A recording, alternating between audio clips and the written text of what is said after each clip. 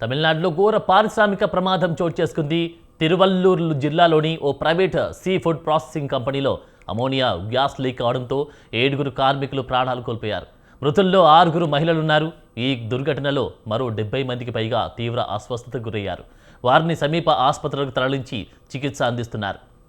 తిరువల్లూరు జిల్లా పెరియపాలెం సమీపంలోని కండికైపెట్టి గ్రామంలో ఉన్న రొయ్యల ప్రాసెసింగ్ కంపెనీలో ఈ ప్రమాదం చోటు చేసుకుంది. ఫ్యాక్టరీలో అమోనియా గ్యాస్ ఒక్కసారిగా లీక్ కావడంతో అక్కడ పనిచేస్తున్న కార్మికులు ఊపిరాడక కుప్పకూలిపోయారు.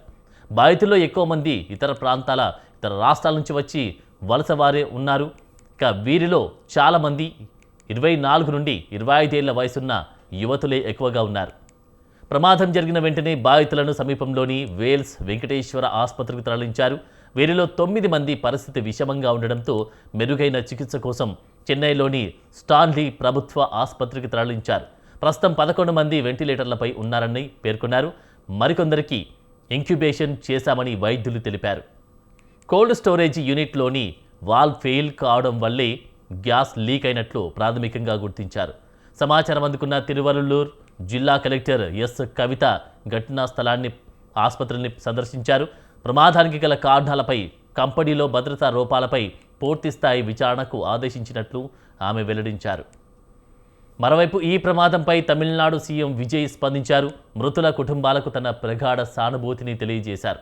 ఘటన తెలియగానే వెంటనే స్పందించిన సీఎం తిరువల్లూరు పర్యవేక్షణ మంత్రి ఉన్నతాధికారులు తక్షణమే ఘటనాస్థలికి చేరుకొని జిల్లా యంత్రాంగంతో కలిసి సహాయక చర్యలు వేగవంతం చేయాలని ఆదేశించారు.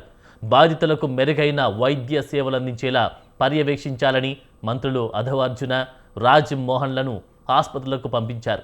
ప్రమాదానికి గల కారణాలపై సమగ్ర విచారణ జరిపేందుకు 3 సభ్యుల ఉన్నత స్థాయి కమిటీని ఏర్పాటు చేశారు. ఈ ప్రమాదంపై 24 గంటల్లోగా మధ్యంతర నివేదికను, అలాగే 3 రోజుల్లోగా పూర్తిస్థాయి తుది నివేదికను తమకు సమర్పించాలని అధికారులకు సీఎం విజయ్ కఠినమైన డెడ్ లైన్ విధించారు.